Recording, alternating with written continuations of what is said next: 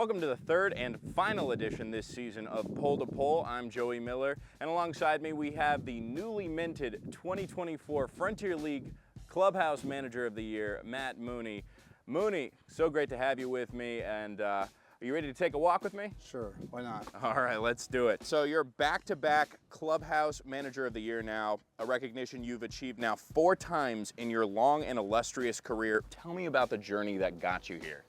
Well, first of all, I just want to thank my wife and my daughter because I've been married for over 20 years now.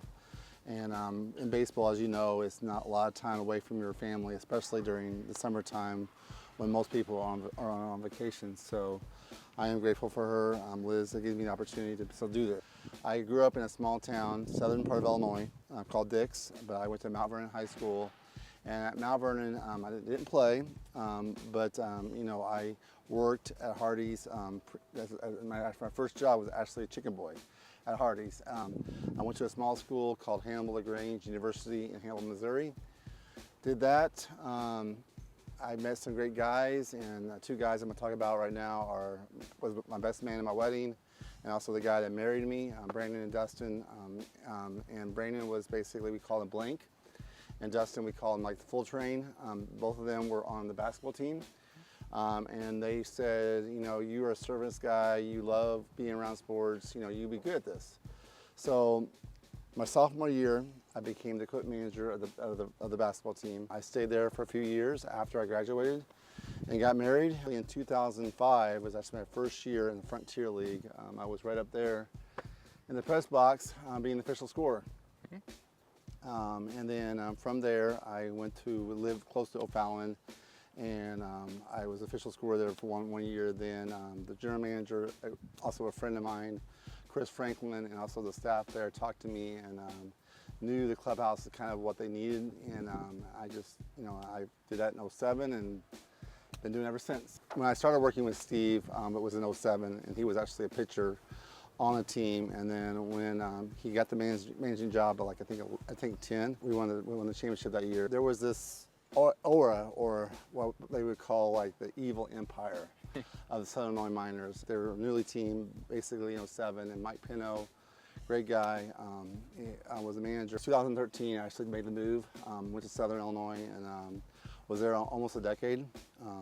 It's basically, you think of the have and have-nots. River City was a small market team, so Illinois was a big market, and you know, I felt very blessed. It was a culture that you cannot even duplicate, and from there I learned a lot about baseball, I learned about life. Mike basically told me anything between these 2 lines is his responsibility.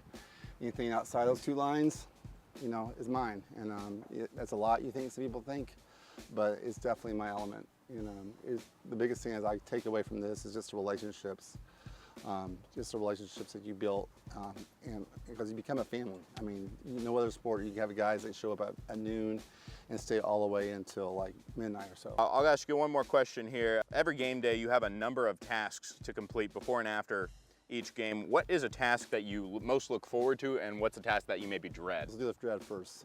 So basically, with me being experienced, I do have a lot of other responsibilities outside just the clubhouse. Is also when Steve talks to a player and say, hey, I want this player, he would give me a text message with their contact information. And then the next text message would say, hey, I want them here by tomorrow, and I want them activated by Thursday.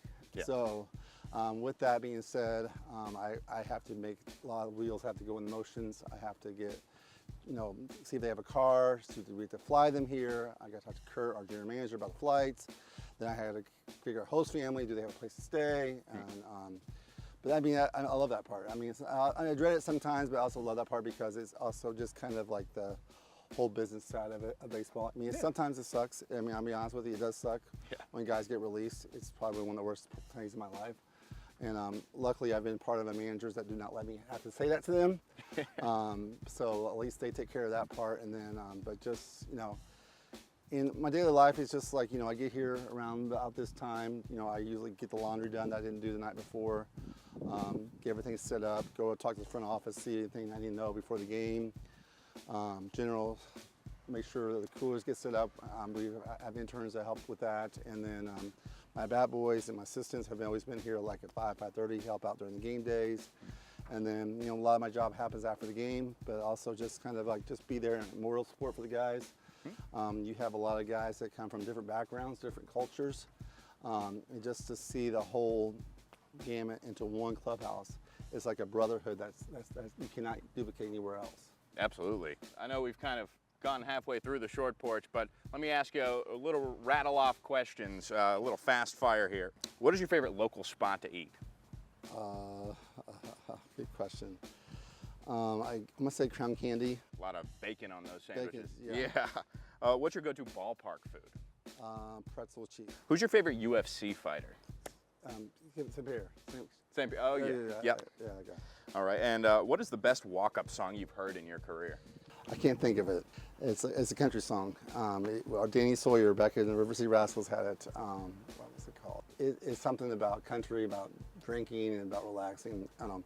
It's pretty cool. Cool. So. And then I guess to that point, what would be your walk-up song?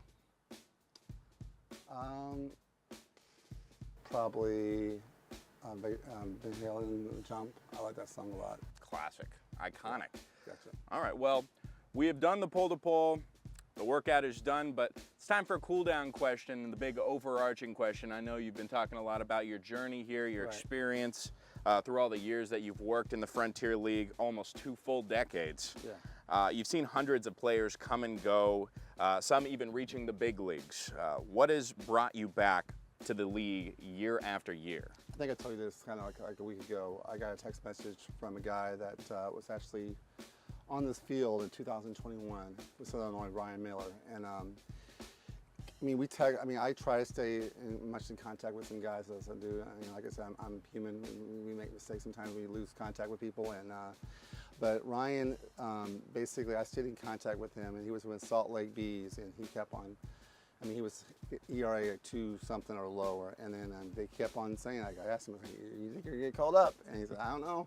Keep on living every day. So when he gave me that text message saying that he's called up, that's the pinnacle. I've been doing this for almost 2 decades, and I can think Brandon Kniff, Nick Duran, and Ryan Miller are the 3 guys that made the major leagues. It is tough. These guys put in the work. They dedicate their lives, some of them 12 months out of the year, to playing baseball for just a dream. And but when you get that message, and before even no one knows, like you're like one of the first guys to know, that makes you pinnacle. It makes it awesome. And actually, in 21, I walked in here. He actually had an health issue. They had to stop the game. They had to call the ambulance, and they had to take him to the Barnes Hospital. And he was there like for 3 days with a stomach ulcer issue. And like I said, him from there, I can remember him at the hospital. And I was like during COVID, and I was the only one that actually could go in there and see him because I was and he kept on saying, I'm gonna make it. And voila, 2024, he made it. Well, that is amazing, and you are amazing. The 4-time Frontier League Clubhouse Manager of the Year, Matt Mooney. Thank you so much for joining me today. Thank you, Joey. I appreciate you as always, and as always, Grizz up.